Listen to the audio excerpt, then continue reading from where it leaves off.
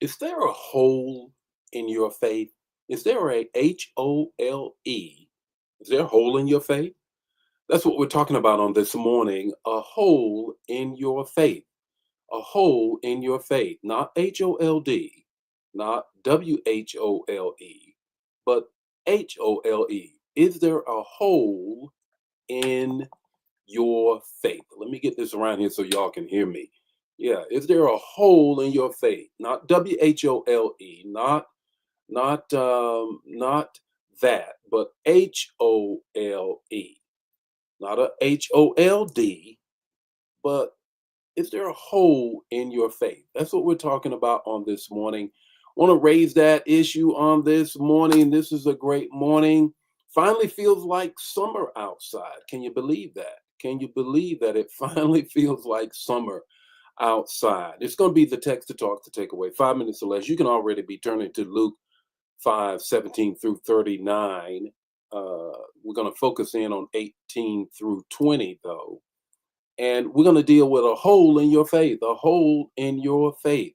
Let's greet some people and get right into it. Good morning, Ramona. How are you? Gerald, how are you? Lenora, how are you? Joel, how are you? Good to see you on this past Sunday. Good morning, Brenda. How are you? Carolyn, Brenda's sister, how are you? Good morning, Vaughn. How are you on this morning? Laura, how are you? Brother Joe, Deacon Joe, I'm sorry. How are you? Pamela, how are you? Hey, Deacon Joe, I was going to be coming to San Antonio for Christmas in July for Bishop Copeland's retirement and all of that, but I can't make it. I'm going to be on vacation. Can't mess up that timeshare. You know how that is. Once you schedule it, you got to take it. Good morning, DK. How are you on this morning? Lydia, how are you on this morning? Elder Jan, how you feeling this morning? Praying for you. Got to reach out to you today just to touch bases with you so I can hear your voice and you can hear mine. Good morning, Brother Pope. How are you? Ann, how are you? Dawn, how are you? Good morning, Elder Mobley. How are you? Verena, how are you doing on this morning? Patricia, how are you? Jacqueline, how are you? Patrice, how are you on this morning?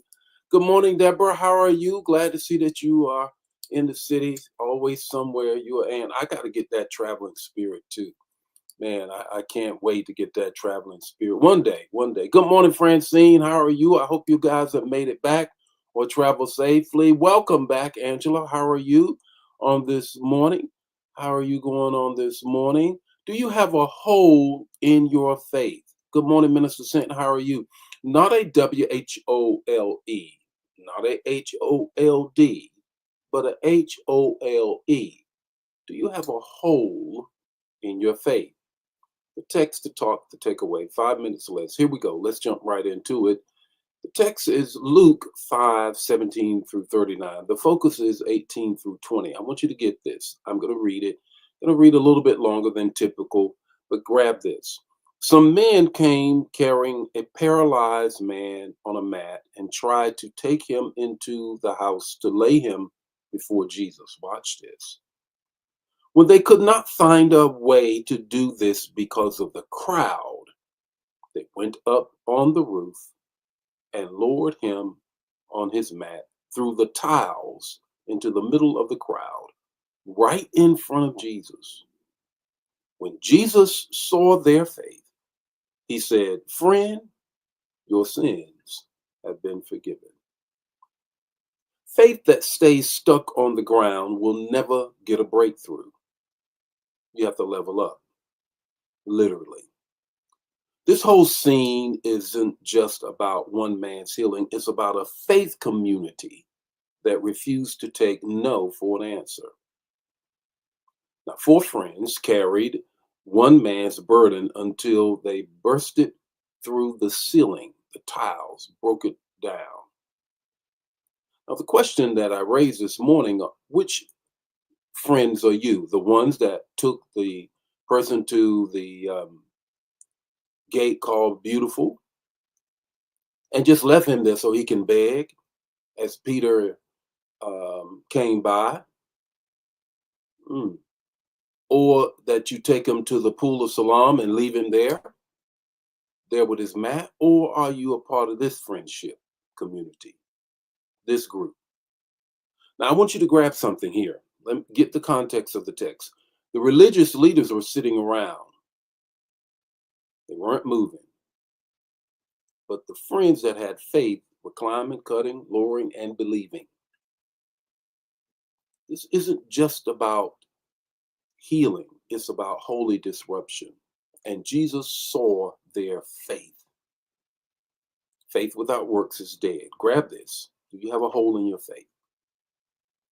So here's the deeper meaning. The deeper meaning is that they tore a hole in the roof. There's three things I want you to get as a result of this. The first is this: faith that lifts. Faith that lifts. Do you have that kind of faith? The man couldn't walk, but his crew could, and they carried him. Real faith lifts people out of where they're stuck, even when they have given up. Second thing, faith that labors. Faith that labors. They didn't just pray, they pressed, persisted, and punched through the limitations. Sometimes faith means sweat equity, not just supplication. Hear that. Not just on my knees, but what am I doing? Here's the third thing I want you to get: faith that leaks. That's right, faith that leaks. If you're not pouring faith into others, your own faith may be drying up. There's a hole in your faith if you're the only one that's benefiting from it. How about that? What's your takeaway this morning? Your takeaway is this: if your faith isn't helping someone else to get to Jesus, then maybe there's a hole in it. The Lord be with you today. May his face shine upon you and give you peace. If this bless you, bless somebody else. Don't keep it to yourself. Share the manna. And I'll see you tomorrow morning with more morning manna, 7:15 prayer, as you already know, with First Lady and I. God bless you.